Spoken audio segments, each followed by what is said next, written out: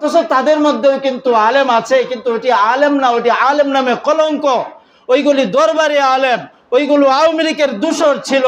এই জন্য আমরা পরিষ্কার ভাষায় বলতে চাই, যারা এতাতি করো, পরিষ্কার ভাষায় বলে দিতে চাই, পূর্বেকার আওয়ামী লীগের জামানায় সেই টঙ্গীর ময়দান 2 ভাগে ভাগ করা হয়েছিল।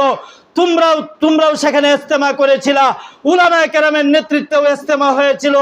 কাকরাইল মসজিদেও 2 ভাগে ভাগ করা হয়েছিল। উলামায়ে কেরামের নেতৃত্বেও সেখানে তাবলীগ চলতো, এবং কি এতাতিরাও সেখানে তাবলীগ করত। পরিষ্কার ভাষায় বলে দিতে চাই, সেই ফেসিবাদী সরকার এখন আর নাই, সেই সুযোগ আর তোমাদের এখন থাকবে না। কাকরাইলের মসজিদ সবসময় সর্বদায়ের জন্য উলামায়ে কেরামের নেতৃত্বেই চলবে।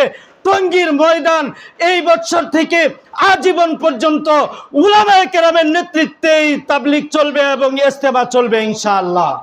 বা ফেরকায়ে সাদিয়া যদি বলা হয় এটাও বল, আমার ভাষায় আমি বলি তারা হলো গুন্ডা বাহিনী। ঠিক না বেঠিক? তারা হলো গুন্ডা বাহিনী। আজ পর্যন্ত শুনছেন কোনোদিন তাবলীগের নামে কেউ কাউকে রক্ত জড়ায়? এটা শুনছেন কোনোদিন? তো তাবলীগ করেছে, তাবলীগের মধ্যে যায়, তাবলীগের কাজ করতে যায় আরেকজনকে মানে রক্ত প্রবাহিত করেছে, এমনকি হত্যা করেছে, শহীদ করেছে, প্রহার করেছে, এমন কোনো ঘটনা ঘটছে?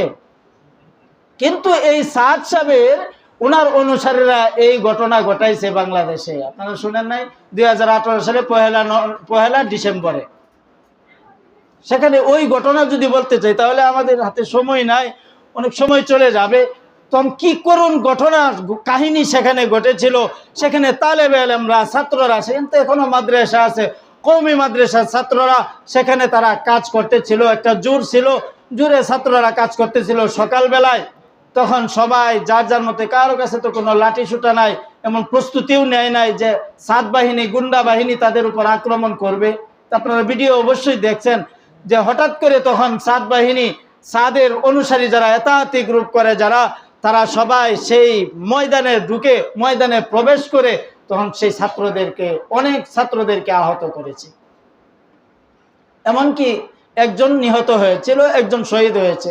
বাকি 3 শতাধিক, 300-এর উপরে ছাত্রদেরকে এবং তৌহিদি জনতা, সরল মনা মুসলমানদেরকে আহত করেছে।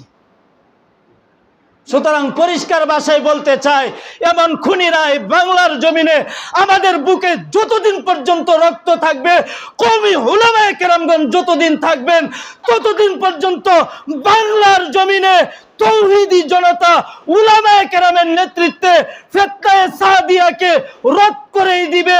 টঙ্গীর ময়দানে তাদেরকে 1 মিনিটের জন্য শেষ টঙ্গীর ময়দানে ইজতেমা করতে দেওয়া হবে না। কাকরাইল মসজিদে 1 মুহূর্তের জন্য তাবলীগ পরিচালনা করতে দেওয়া হবে না।